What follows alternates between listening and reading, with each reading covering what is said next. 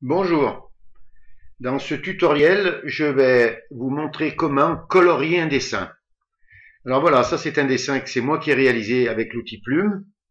Donc vous voyez qu'avec la plume, on peut réaliser de belles choses. Alors je vais vous le montrer colorié, moi. Voilà ce que ça donne une fois qu'il est colorié. Alors comment faire pour le colorier? Alors nous on va le colorier, mais on va pas mettre de calque de fusion, rien. On va colorier directement le dessin. Mais on pourra toujours y revenir dessus. Il va falloir s'assurer d'une chose, c'est que les bords soient bien collés les uns aux autres. Quand on travaille avec la plume, il faut bien joindre les tracés. Pourquoi? Parce que quand on va colorier, voilà ce que ça donne. Vous voyez, ça déborde. Alors pour éviter ça, assurez-vous que tous les tracés soient bien joints. Donc une fois que tout est bien joint, vous vous êtes assuré qu'il n'y a pas de trou, vous pourrez commencer à peindre. Alors pour le peindre, on va travailler avec deux raccourcis clavier, le I et le G. Alors moi ce que je vous conseille de faire, c'est de prendre le nuancier, de l'amener ici et de l'ouvrir à fond. Alors quand on veut choisir une couleur dans le nuancier, vous voyez, on a la pipette qui se met automatiquement. Et quand on vient sur le dessin, ça change. Donc pour prendre le pot de peinture, vous appuyez la touche G et vous avez le pot de peinture. Ce qui fait que quand vous venez sur le nuancier, vous avez la pipette de sélection. Et quand vous revenez sur le dessin, vous avez le pot de peinture. Alors, on va commencer par le museau et les mains. Alors, on va prendre une couleur un peu chère. Bon, je l'ai choisi un peu au hasard. Et on fait un clic gauche. Et on en fait un deuxième.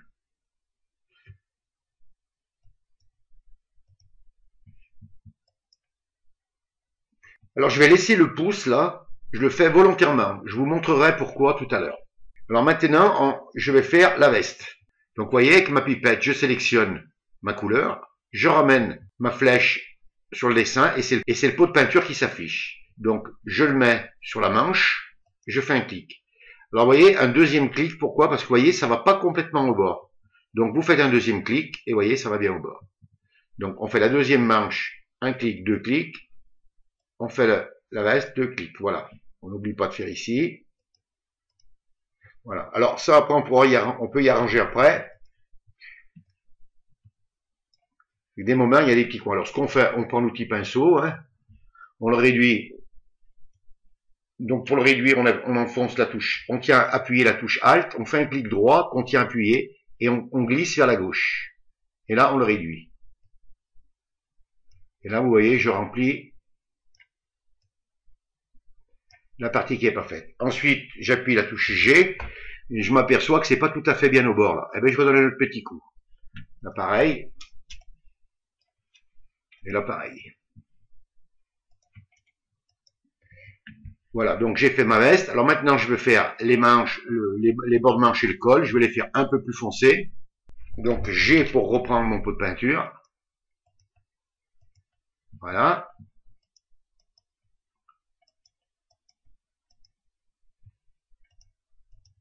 Voilà. Et là, je m'aperçois que j'ai oublié de faire mon pouce. Alors, si on se rappelle pas bien la couleur qu'on a pris, on est un peu coincé.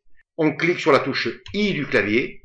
On a la pipette qui s'affiche. On vient sur la couleur et on fait un clic gauche. Et vous voyez, ça nous a sélectionné la couleur. Ensuite, G pour reprendre le pot de peinture. Et je mets exactement la même couleur. Alors maintenant, je vais faire la langue. Je viens sur mon sélecteur. Je vais choisir une couleur rouge. Vous voyez, mon pot de peinture s'affiche, deux clics, et voilà. Et ainsi de suite. On va faire les dents. On va lui les faire blanches. Et je continue. La truffe, un peu jaune. Alors les yeux, si je veux les faire la même couleur que les dents, eh bien pareil, I, je sélectionne, G, et je viens peindre exactement la même couleur que les dents. Je reviens sur mon sélecteur, je vais faire le chapeau de cette couleur. Bon, je l'ai choisi un peu au hasard les couleurs. Après, bon, quand vous ferez votre coloriage, vous choisirez bien la couleur que vous voulez mettre. Voilà, vous voyez, ça va assez vite. Allez, on va le faire dans un ton de marron, le pantalon.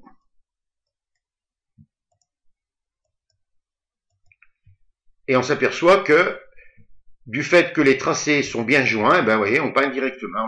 Si par exemple on s'est trompé, eh bien, CTRL ALT, CTRL enfoncé et Z, et on fait marche arrière. Voilà.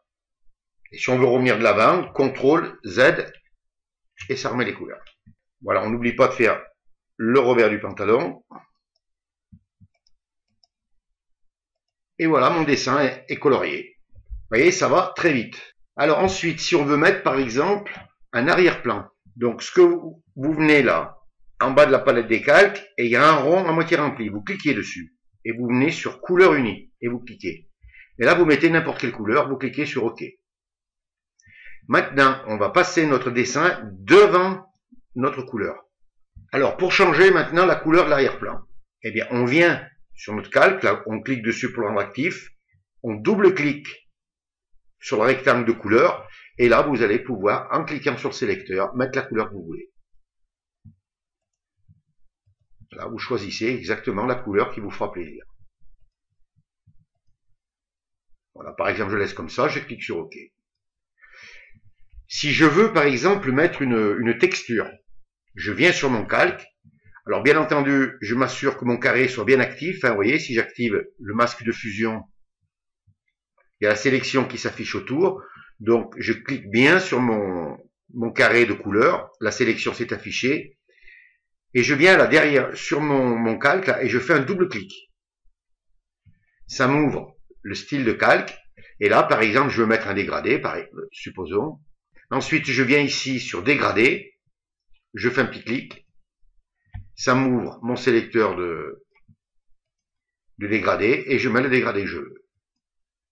Là, vous pouvez choisir. Par exemple, celui-là, il est pas mal. Par exemple, vous vouliez laisser celui-là, vous cliquez sur OK. Maintenant, si vous voulez, par exemple, mettre un motif, eh bien, vous venez sur incrustation de motif. Et là, vous allez choisir le motif que vous voulez. Et par exemple, ça c'est des textures que c'est moi qui ai importé. Voilà, vous mettez ce que vous voulez. Ce qu'on va faire, on va remettre un dégradé. Voilà. Et quand vous avez trouvé le dégradé que vous voulez, alors vous pouvez le changer, hein, si vous voulez, le mettre comme vous voulez, vous voyez, en radial. Vous pouvez l'agrandir, le rapetissir, faire comme vous voulez. Hein.